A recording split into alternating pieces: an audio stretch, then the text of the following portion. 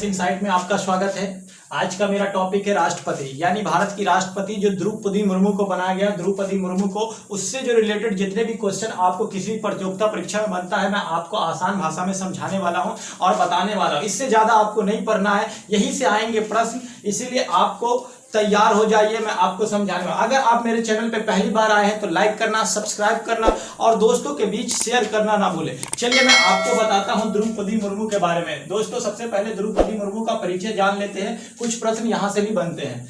जन्म इनका हुआ था 20 जून 1958 को ओडिशा राज्य में। किस राज्य में? ओडिशा राज्य में। और जिला अगर आपसे पूछता है तो मयूरगंज याद रखना है, और गाँव अगर पूछता है तो बैदापोशी। कौन सा गाँव? बैदापोशी। परिवार देखा जाए तो संथाल परिवार में पैदा हुई थी। 21 जुलाई 2022 को भारत की 15वीं राष्ट्रपति के रूप में द्रौपदी मुर्मू बनी थी। 21 जुलाई 2022 को 15वीं राष्ट्रपति। लेकिन भारत में जो राष्ट्रपति का चुनाव हुआ है वो 16वां राष्ट्रपति का चुनाव था, याद रखना है दोस्तों। साथियों आप याद रखना है कि श्यामाचरण मुर्मू द्रौपदी मुर्मू के पति थे। अब याद रखना है कि 2015 से 2021 तक झारखंड की राज्यपाल रही थी, और प्रथम महिला राज्यपाल अगर झारखंड की रही थी तो द्रौपदी मुर्मू थी। राजनीतिक जीवन से कुछ प्रश्न आपको बन सकते हैं, यहां से भी देखते हैं। 1997, याद रखना 1957 में रायरंगपुर नगर पंचायत के पार्षद चुनाव जीते थे इन्होंने। कौन सा चुनाव जीता था? तो 1997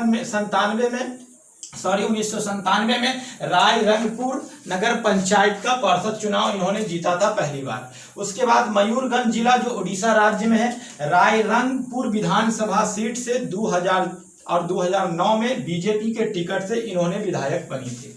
इसने विधायक का चुनाव जीता था और विधायक बनी थी। अब आते हैं दोस्तों बीजेडी यानी बीजू जनता दल, जो नवीन पटनायक की पार्टी है, और बीजेपी गठबंधन सरकार में 2000 और 2004 के बीच में इन्हें मंत्री बनाया गया था। कौन से मंत्री बनी थी? तो पहली बार इन्हें वाणिज्य परिवहन मंत्री बनाया गया था, बाद में इन्हें मत्स्य और पशु संसाधन मंत्री का पद मिला था। मुझे उम्मीद है कि आपको सारे पॉइंट समझ में आ रहे होंगे। भारतीय राज्य में अगर देखा जाए तो प्रथम आदिवासी महिला राज्यपाल भी है। भारतीय राज्य से अगर आपको क्वेश्चन पूछता कि प्रथम आदिवासी महिला राज्यपाल कौन थी, तो आपका सटीक आंसर होगा दोस्तों द्रौपदी मुर्मू। अब आते हैं 24 जून 2022 को यह नामांकन करती है राष्ट्रपति चुनाव के लिए एनडीए की तरफ से। किसकी तरफ से? एनडीए की तरफ से द्रौपदी मुर्मू को प्रत्याशी बनाया जाता है, और उनके प्रस्तावक होते भारत के प्रधानमंत्री श्री नरेंद्र मोदी जी, और अनुमोदक के रूप में राजनाथ सिंह। अनुमोदक पूछेगा तो राजनाथ सिंह, प्रस्तावक पूछेगा तो नरेंद्र मोदी। और द्रौपदी मुर्मू को जो इस बार चुनाव में वोट मिला है तो 64.03%। कुल वोट की अगर बात की जाए तो 6,76,803 वोट मिले हैं द्रौपदी मुर्मू जी को।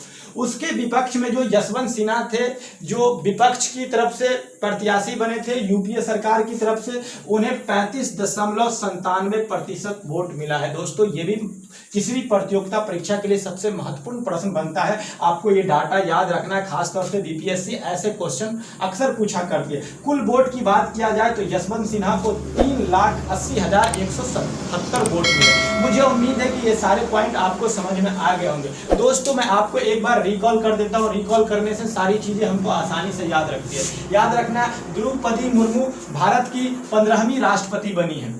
इनका जन्म 20 जून 1958 में ओडिशा राज्य में हुआ था, जिला मयूरगंज, गांव अगर पूछे तो बैदापोशी आपको याद रखना है। इनके पति जी का नाम था श्यामचरण मुर्मू, और ये पहली बार 2015 से 2021 में झारखंड की राज्यपाल बनी थी और प्रथम महिला राज्यपाल थी।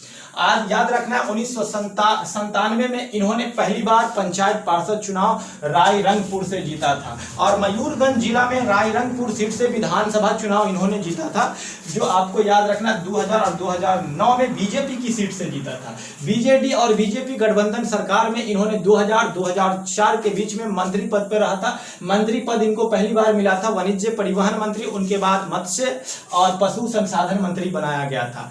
भारतीय राज्य से अगर पूछा जाए तो प्रथम आदिवासी महिला राज्यपाल भी यही थी।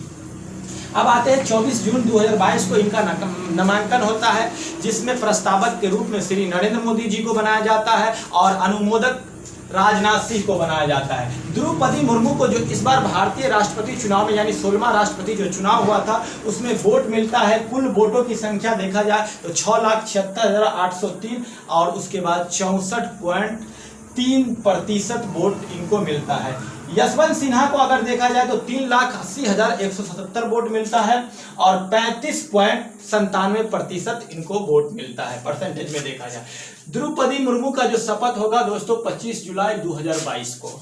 कब शपथ होगा? तो 25 जुलाई 2022 को द्रौपदी मुर्मू शपथ लेगी। इस बार जो भारत के राष्ट्रपति चुनाव में मतदान हुआ है 99.18%। बस ये याद रखना है आपको।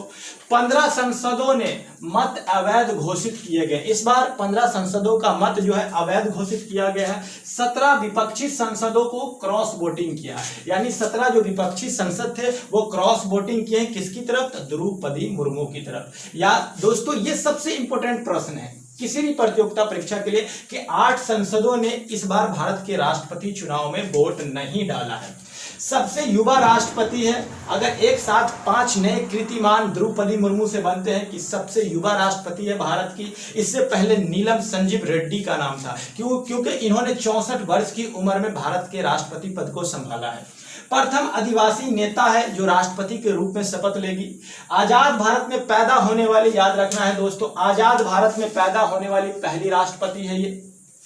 पहला पार्षद जो राष्ट्रपति पद पर यानी पहला पार्षद चुनाव जीतकर जो राष्ट्रपति पद तक पहुंचता है यह है द्रौपदी मुर्मू।